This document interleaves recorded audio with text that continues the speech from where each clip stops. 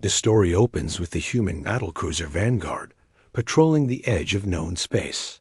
Captain Rex Miller, a veteran officer with 20 years of service, receives an urgent transmission from Fleet Command. A massive alien armada, the Hegemony Coalition, has been detected moving toward human colonies. Intelligence reports indicate over 200 warships, including planet-killers. Admiral Stone briefs Miller via hologram. Rex, you're our early warning system. The main fleet is 3 days. Behind you, we need eyes on this threat. The Vanguard is equipped with the latest stealth technology and long-range sensors, making it perfect for reconnaissance. As they approach the coordinates, Sensor Officer Lisa Park detects the alien fleet. The ships are enormous dreadnoughts, twice the size of human vessels, accompanied by swarms of fighters. The alien designs are sleek and predatory, with energy signatures unlike anything in human databases. Miller orders silent running. They watch as the alien fleet moves in perfect formation, their destination clear: the human colony of New Terra, home to 12 million civilians. The aliens seem confident, arrogant even, broadcasting on open channels in their harsh language. Crew grows tense as they realize the overwhelming odds. Engineering Chief Tom Hayes whispers, "Sir, those ships, they could glass an entire planet." Miller nods grimly, knowing that even Earth's main fleet would struggle against such numbers. Suddenly, their sensors detect something else, a single ship approaching from the opposite direction, heading straight toward the alien armada. It's small, roughly the size of a human frigate, but its design is completely unknown. No energy signature, no identifying marks, just a dark metallic hull that seems to absorb light. "What the hell is that?" Miller mutters, focusing all sensors on the mysterious vessel. The ship moves with purpose, directly toward the center of the alien formation. Communications Officer Dave Lee attempts to hail it, but receives no response. The aliens notice the lone ship too. Their formation begins to shift, weapons powering up as they prepare to swat what they assume is a minor nuisance. Miller watches, in fascination and horror, as the unknown vessel continues its approach, seemingly oblivious to the massive firepower being aimed at it. Continues with Captain Miller, shifts to include alien perspective. The alien flagship, a massive dreadnought, called the Dominator, houses Fleet Commander Vex, a seasoned warrior of the Hegemony. Vex has conquered 17 systems and considers humans nothing more than primitive insects. When the unknown ship appears, he's initially amused. One ship against our entire armada? Vex growls to his tactical officer. End this quickly. He orders a squadron of fighters to destroy the intruder. Aboard the Vanguard, Miller and his crew watch as 30 alien fighters streak toward the mysterious vessel. The unknown ship doesn't change course or speed. It simply continues forward, seemingly defenseless. Are they insane? Park whispers, her sensors tracking the approaching fighters. The aliens open fire with plasma cannons and energy torpedoes. The space around the unknown ship lights up with weapons fire. Miller expects to see the vessel vaporized, but when the light fades, the ship remains untouched. Not damaged, completely untouched, as if the weapons had no effect whatsoever. Mysterious ship suddenly accelerates, moving impossibly fast. In seconds, it's among the fighter squadron. What happens next defies explanation. The fighters simply cease. No explosions, no debris. They're there one moment, gone the next, as if erased from existence. Commander Vex's amusement turns to concern. He orders his escort 6 destroyer-class vessels to engage the threat. The unknown ship turns toward them with predatory grace. Miller orders maximum sensor focus on the engagement. "I need to know how they're doing this," he tells his science officer, Dr. Ellen Cross. The alien destroyers form a battle line, their massive guns charging. They fire simultaneously, unleashing enough firepower to crack a moon. The energy beams converge on the unknown ship's position. Again, nothing happens. The ship emerges from the assault completely unharmed, and it moves. The vessel flows through space like liquid death, reaching the first destroyer in moments. It passes by the alien ship, and the destroyer simply stops functioning. Its lights go out, its engines die, and it begins to drift a lifeless hulk one by one. The unknown ship visits each destroyer. Each time, the result is the same. No violence, no explosions, just death arriving silently and efficiently. Commander Vex realizes he's facing something beyond his understanding. All ships converge on the target, maximum firepower. He orders, his voice betraying the first hint of fear. The entire alien armada begins to turn, bringing their massive guns to bear. Over 200 warships prepare to fire simultaneously. Miller knows that such concentrated firepower could shatter a small moon. Dr. Cross studies her readings frantically. Captain, I'm detecting massive quantum fluctuations around that ship. It's not just deflecting weapons, it's doing something to reality itself. The mysterious vessel hovers motionless as the alien fleet surrounds it, weapons charging. For a moment, space holds its breath. The alien fleet fires as one. 200 warships unleash their full arsenal: plasma cannons, antimatter torpedoes, particle beams, and exotic weapons that bend space itself. The combined firepower is enough to sterilize an entire star system. Captain Miller shields his eyes as space itself seems to burn. The energy discharge is visible from their position millions of kilometers away. That should destroy anything, Hayes mutters. When the light fades, the unknown ship remains exactly where it was. Not a mark on its hull. Commander Vex stares in disbelief at his tactical displays. His most powerful weapons had no effect whatsoever. Impossible, he whispers.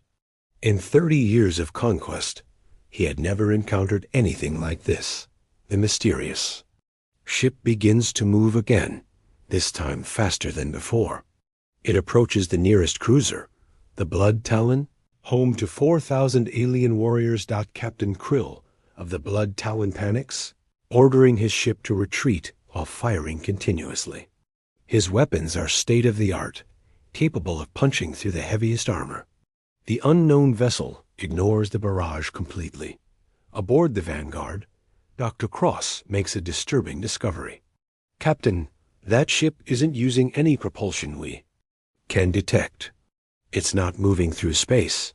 It's manipulating space around it. And the quantum readings, it's like it exists partially outside our dimension. The unknown ship reaches the Blood Talon. For a moment, both vessels are motionless. Then the alien cruiser begins to change. Its hull doesn't crack or melt. It simply starts to fade, becoming translucent like a ghost. Within minutes, the entire ship has vanished, along with its crew. Did it just erase them? Park asks in horror. The pattern repeats with the next ship and the next. The mysterious vessel moves through the alien formation like death incarnate. It doesn't fire weapons or engage in combat. It simply approaches, and the alien ships cease to exist. Commander Vex watches his fleet disappear, one ship at a time. Panic spreads through his remaining vessels. Some try to flee, but the unknown ship is impossibly fast. Others group together, hoping their combined shields might offer protection, but they fare no better. The Dominator's communications officer receives frantic transmissions from across the fleet. Sir, the Dark Star is gone. Commander, the Iron Fist just vanished. Help us, it's coming for us. Vex realizes the truth: his mighty armada is being systematically exterminated by a single ship. He orders his fastest vessels to scatter and carry word back to the hegemony, but the unknown vessel seems to anticipate every move. Ships fleeing in opposite directions are somehow destroyed simultaneously, as if the mysterious attacker exists. in multiple places at once. Miller watches the slaughter with growing horror and fascination. His crew is silent, witnessing something that should be impossible. In less than an hour, nearly half the alien fleet has been eliminated without the unknown ship suffering so much as a scratch. "Sir," Communications Officer Lee says quietly. "What are we looking at?" Miller doesn't have an answer. The vessel operates by rules of physics that don't exist in human understanding. It phases in and out of normal space, moves at impossible speeds, and destroys without firing a shot. Dr. Cross's readings become more disturbing. "Captain, I'm detecting massive space-time distortions. That ship isn't just advanced technology. It's something else entirely. The energy patterns, they're not natural. Only 50 alien ships remain now, clustered around the flagship. Commander Vex knows his death approaches, but he refuses to die cowering. All remaining ships, ram that thing. If we cannot destroy it with weapons, we'll crush it with our hulls." The surviving vessels begin their final charge, engines at maximum burn. They accelerate toward the unknown ship in a desperate suicide attack. The mysterious vessel waits calmly as 49 warships hurtle toward it. At the last moment, it moves not away, but through them. In an instant, all the charging ships simply stop existing, leaving only the flagship drifting alone in space. Commander Vex stands on the bridge of the Dominator, his last remaining ship. Around him, his crew waits in terrified silence. The unknown vessel hovers nearby, a dark shadow against the stars. For the first time in his military career, Vex feels true fear. He has witnessed his entire armada, 200 of the most powerful warships in the galaxy, erased as if they never existed. No weapons, no explosions, just methodical extinction. "Commander," his tactical officer whispers. "Orders?" Vex stares at the mysterious ship. All his life, he had believed in the supremacy of the hegemony, in their right to conquer and dominate lesser species. Now, facing something infinitely superior, he understands how the humans must have felt when facing his fleet. Aboard the Vanguard, Captain Miller and his crew watch the final confrontation. Dr. Cross continues monitoring the quantum distortions. "Captain, the readings are off the charts. That ship is doing something to local space-time. It's like it's rewriting the laws of physics in a localized area. But what is it?" Miller asks. "Where did it come from?" Before Cross can answer, the unknown ship begins transmitting, not on radio frequencies, but directly into their minds. The crew of both the Vanguard and the Dominator hear the same message, though each hears it in their own language. "You bring war to the innocent. This ends now." The voice is neither male nor female, carrying an authority that transcends species or understanding. It speaks with the weight of cosmic law. Commander Vex finds his voice. What are you? "We are what comes when balance is threatened. You sought to destroy worlds filled with life. You chose extinction over coexistence. Now you face judgment." Vex realizes this isn't just a battle, it's a trial. The humans ... they are weak. Conquest is natural. The strong consume the weak. Strength is not measured by your ability to destroy, but by your choice not to. The humans you call weak have created beauty, art, love. You have created only death, which is truly stronger. The alien commander struggles with concepts foreign to his warrior. Culture. But we are the hegemony. We rule the galaxy. You rule nothing. You are parasites, consuming until there is nothing left. This pattern has been allowed to continue too long. Miller realizes they're witnessing something unprecedented. First contact with a species so advanced that it considers itself a guardian of the galaxy. The implications are staggering. The mysterious ship moves closer to the Dominator. Vex expects death, but instead, something else happens. His ship doesn't vanish, it's transformed. The weapon systems shut down permanently, their energy cores converted into something else. The ship remains intact, but it can never again bring harm to anyone. You will return to your worlds, the voice continues. You will tell them what you have witnessed. The age of conquest is over. Those who choose peace will find it. Those who choose war will find us. Vex stares at his now harmless ship. His crew looks to him for guidance, but he has none to give. Everything he believed about power and dominance has been shattered. The unknown ship turns toward the vanguard. Miller tenses, unsure if they'll be judged as complicit in humanity's military actions. Humans of Earth, the voice speaks directly to them. You fight only when threatened, create when given peace, and protect the innocent when able. This is noted. Continue on this path. Wait, Miller calls out. Who are you? What should we tell our people? The ship pauses. We are the gardeners. We tend the garden of life in this galaxy. Some species grow toward the light. Others must be pruned. Your species shows promise. Do not disappoint us. Dr. Cross whispers. Urgently, Captain, the quantum signatures are changing. It's preparing to leave. The unknown ship begins to phase out of normal space. As it does, it leaves behind a final message. Remember what you have seen. Share this knowledge. Let all species know the galaxy has guardians, and they are watching. With that, the ship vanishes completely, leaving no trace except for the transformed alien flagship and the scattered atoms that were once a mighty armada. Third person. Focusing on aftermath and implications 3 days later, the human fleet arrives at the expected battleground to find only the vanguard and a single, weaponless alien ship drifting in space. Admiral Stone's face appears on Miller's view screen, his expression a mixture of confusion and concern. Rex, your report mentioned a single unknown vessel destroying an entire alien armada. Are you certain about these details? Miller nods grimly. Admiral, every sensor reading, every recording, every witness account confirms it. We've transmitted all data. The ship that saved New Terra. It wasn't human, and it wasn't from any known species. Dr. Cross has spent the last 3 days analyzing the recorded data. Her findings are disturbing and wonderful in equal measure. The quantum signatures suggest technology thousands of years beyond our understanding. They manipulate space-time.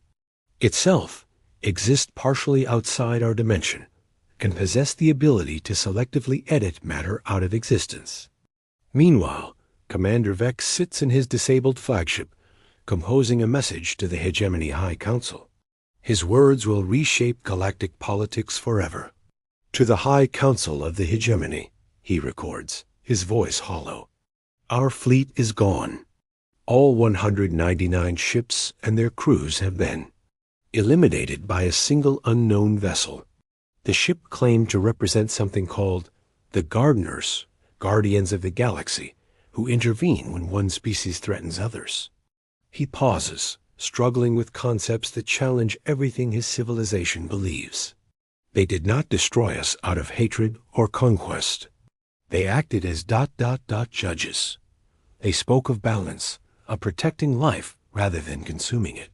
Our way of war, our entire philosophy of conquest through strength, has been declared obsolete. The message continues with tactical details, but the core truth is simple. The age of hegemony expansion is over. Aboard the Vanguard, the crew grapples with their own revelations. Communications Officer Lee monitors transmissions across human space, watching as news of the encounter spreads. Captain, Fleet Command is calling emergency sessions. The civilian government wants answers about our new protectors. Miller understands the implications. Humanity had been preparing for a war they couldn't win, only to be saved by entities they didn't know existed. The psychological impact on human civilization will be enormous. "Sir," Park says from her sensor station, "I keep scanning for any trace of that ship. Nothing. It's like it was never here, except for what it did." Dr. Cross looks up from her research station. "I've been thinking about their message. They called themselves gardeners, and they spoke of tending life in the galaxy. What if we've been thinking about galactic civilization all wrong? What if there are levels of development we haven't imagined?" Miller ponders this. For centuries, humans had assumed they were among the most advanced species in the galaxy. The encounter suggests they're barely beginning to understand the true complexity of galactic civilization. Days passes both human and alien governments struggle to process the new reality. The hegemony recalls all military fleets, unsure whether the gardeners are watching. Several aggressive species across the galaxy begin reconsidering their expansion plans. For humanity, the revelation brings both relief and responsibility. Had been judged worthy of protection, but the gardener's words carried a warning: continue on the path of growth and protection, or face judgment themselves. Admiral Stone visits the Vanguard personally to interview the crew. "Rex, your people witnessed something that changes everything we thought we knew about our place in the galaxy. How do we proceed?" Miller has considered this question for days. "Admiral, they saved New Terra, but they also made it clear that they're watching all of us. We need to be worthy of their protection. That means being better than we were before." The story concludes with both species beginning to adapt to their new reality. The hegemony begins the slow process of transitioning. From conquest to coexistence, their military machine gradually converted to peacekeeping and exploration. Many resist, but the memory of their annihilated fleet serves as a powerful deterrent. Humanity, meanwhile, embraces its role as one of the gardener species civilizations that create rather than destroy, that protect rather than conquer. Research shifts toward understanding rather than weapons development. Captain Miller submits his final report. "We are not alone in the galaxy, and we are not the apex of development. Something watches over us all, judging our choices. Humanity has been given a chance to grow beyond our primitive instincts. We must not waste it." The last scene shows the Vanguard returning to Earth, carrying news that will reshape human civilization. In the depths of space, unseen by any sensor, shadows move between the stars, the gardeners, continuing their eternal watch over the Garden of Life. The end.